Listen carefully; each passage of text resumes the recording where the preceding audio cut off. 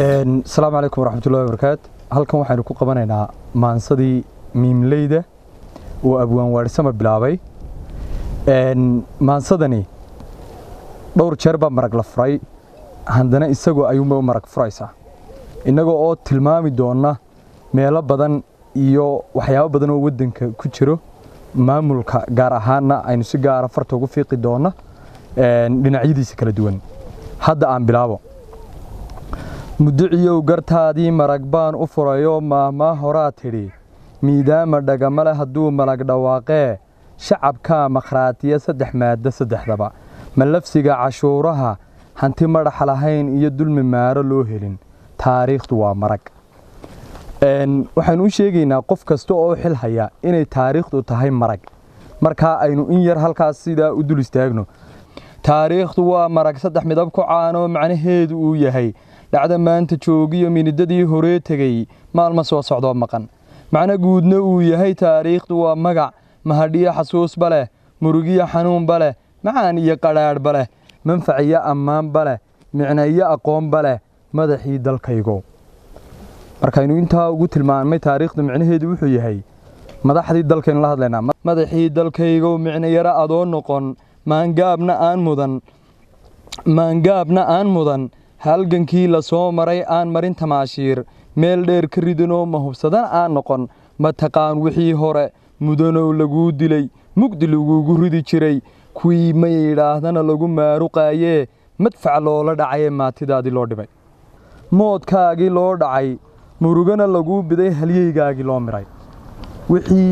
saraakiisheennii loo leynayey wixii aqoon-yahankeenna loo taargadgaraynayey wixii arrimahaasoo dhan loo samaynayey ayaynu u baahanay inay jawaabtooda la garto maamaa hadday tidhi dantiimooga mudanow maraduu ka liitee madax foorartay toos milil hoosta ha ka dhayin milgaal lumayna soo celi majarahaad u haysaa ummadda masiirkood hadafkooda meel mari murugtana ka dhowroo masiirkooda yuulma ma maldaha warkaygee toos baan u sheegayaaye madadaalo iyo been afmiishaar warkiisaa mati lagu khiyaamaa marka hore idoortaay cilmi muush anaa oo macdantiina qodi kara codku waa muftaaxii hore uga maraysaan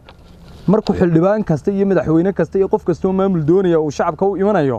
wuxuu ka dhaadhicinayaa inuu isagu yahay kii waddankan iyo dalkan iyo dadkan horumar gaadhsiinayo laakiin wixii ka dambayn doona na way iman doontaa macdantiina qodi kara codku waa muftaaxii hore uga maraysaan mar haddaad isiisaan midigtiinna taagtaan mashaariica badanoo maskaxdiinnu tirin karin anigaa macnaynoo muraadkiin idiin fulin qof walba anigaa wuxuu allaaliyo wuxuu u baahan yahay inuu siinayo ayuu ka dhaadhicinaya mansabkii markuu helo ama magaca siiyaan ay madaxweyne ku yidhaahdaan ama xildhibaan ama wasiir ama magaca siiyaan miskiinkii durbaantumay shacabkii mashxaradiyo miskiinkii durbaantumay muraaqooday goortaa miishaar sidiisuu moodkoodii dhacayaa manfacooday siiyeen isagaa murdinayoo mukriyo isyaalyeel milgahoodii tiraya hadal-aan macaan iyo murti aan lahayn iyo makri buu u dhegayaa dembi buu maldahaya isaga oo xaggan ujeeddooyin kale oo dhulkii iibsanayo oo arrimo badan samaynayo ayuu waxyaabo badan oo wanaagsanna afka uga odhanaya magli buu u tumayaa mudacyuu la dhacayaa shacabkii milgaha iyo maamuuska mudan la haddaba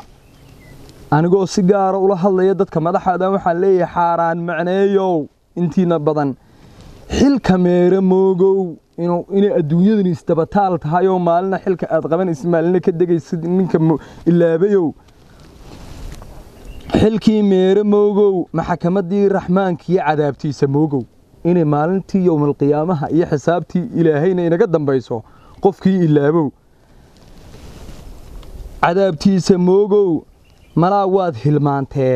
laba maroo caddaanaa maalin uun laguu xidhi mayd baa laguu bixin malag baa ku weyddiin moodkaaga meeshaad ka mulkaday addoon yahow maalintaa xildoonow